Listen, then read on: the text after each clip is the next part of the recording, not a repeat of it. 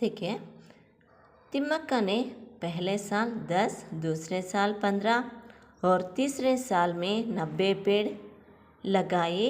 उन्हें अपने बच्चों की तरह प्रेम से पाला पोसा। यह काम निरंतर 10 सालों तक चलता रहा। पेड़ राहगीरों की छाया देने के साथ साथ पक्षियों के ಆಶ್ರಯಧಾಮ भी बन गया। ನೋಡಿ, ತಿಮ್ಮಕ್ಕ ಅವರು ಮರಗಳನ್ನು ನೆಡೋದಕ್ಕೆ ಶುರು ಆದಮೇಲೆ ಅಂದರೆ ಮೊದಲನೇ ವರ್ಷ 10 ಮರಗಳನ್ನು ಹಾಕ್ತಾರೆ. ದೂಸರೆ ಸಾಲ್ ಎರಡನೇ ವರ್ಷ 15, 15 ಮೀನ್ಸ್ 15 ಮರಗಳನ್ನು और तीसरे ಸಾಲ್ ಮೂರನೇ ವರ್ಷ 90 पेड़ लगाए ಅಂದರೆ 90 ಅಂದರೆ 90 ಮರಗಳನ್ನು ಅವರು ಹಾಕ್ತಾರೆ. उन्हें अपने बच्चों की तरह प्रेम से पाला पोसा. ಅವರು ಅಲ್ಲಿಂದ ಅವ್ರಿಗೆ ಮರಗಳ ಮೇಲೆ ಪ್ರೀತಿ ಶುರುವಾಗುತ್ತೆ.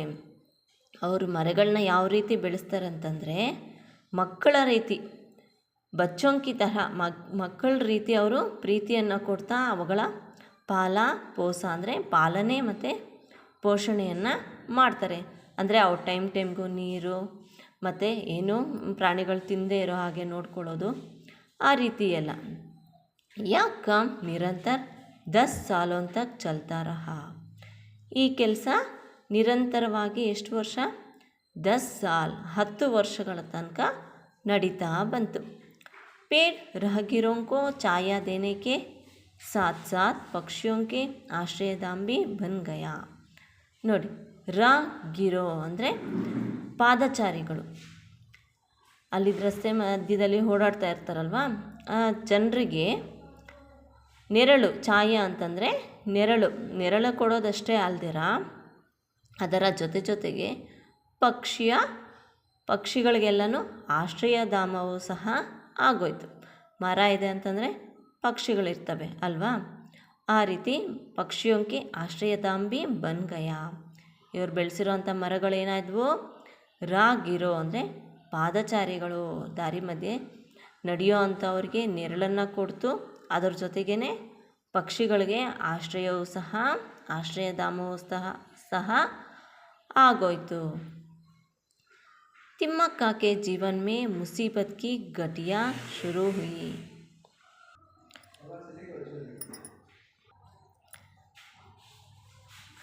तिम्मक्का के जीवन में मुसीबत की घटिया शुरू हुई.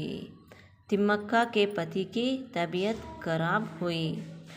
बुरी हालत में चिक्कैया चल बसे. तिम्मक्का अब अकेली पड़ गई.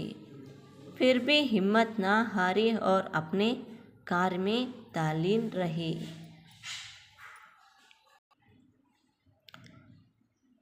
ತಿಮ್ಮಕ್ಕ ಕೆ ಜೀವನ್ ಮೇ ಅಂದರೆ ಮರಗಳನ್ನು ಬೆಳೆಸ್ತಾ ಅವರ ಜೀವನವನ್ನು ಮರಗಳ ಜೊತೆಗೇ ಅವರು ಜೀವನವನ್ನು ಕಳೀತಾ ಇರ್ತಾರೆ.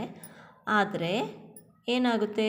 ತಿಮ್ಮಕ್ಕ ಕೆ ಜೀವನ್ ಮೇ ಮುಸೀಬತ್ ಕಿ ಘಟಿಯಾ ಶುರು ಹುಯಿ. ಅಲ್ಲಿವರೆಗೂ ಅವ್ರ ಜೀವನ ಹೇಗೋ ಸಾಗ್ತಾ ಇರುತ್ತೆ. ಆದರೆ ಮುಸೀಬತ್ ಕಿ ಘಟಿಯಾ ಶುರು ಹುಯಿ ಅಂದರೆ ಅವರಿಗೆ ಅಪಾಯ ಅನ್ನುವಂಥ ಪರಿಸ್ಥಿತಿಗಳು ಶುರುವಾಯಿತು. ಮುಸೀಬತ್ ಅಂದರೆ ವಿಪತ್ತು, ಅಪಾಯ, ತೊಂದರೆ, ಕಷ್ಟ, ಈ ಥರ ಮುಸೀಬತ್ ಅಂದರೆ. ಘಟಿಯಾ ಅಂದರೆ ದಿನಗಳು, ಅವರ ಕಷ್ಟದ ದಿನಗಳು ಶುರು ಆಯಿತು. ತಿಮ್ಮಕ್ಕ ಕೆ ಪತಿ ಕಿ ತಬಿಯತ್ ಖರಾಬ್ ಹುಯಿ. ಅವರ ಗಂಡನಿಗೆ ಏನಾಯಿತು? ಆರೋಗ್ಯ. ತಬಿಯತ್ ಅಂದರೆ ಸ್ವಾಸ್ಥ್ಯ ಅಂದರೆ ಆರೋಗ್ಯ ಖರಾಬ್ ಹುಯಿ, ಅವರ ಆರೋಗ್ಯ ಕೆಡ್ತಾ ಬಂತು. ಬೂರಿ ಹಾಲತ್ ಮೇ ಚಿಕ್ಕಯ್ಯ ಚಲ್ ಬಸೆ.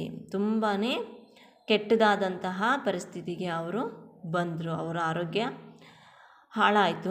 ಹಾಳಾದಾಗ ಅವ್ರಿಗೇನಾಯಿತು?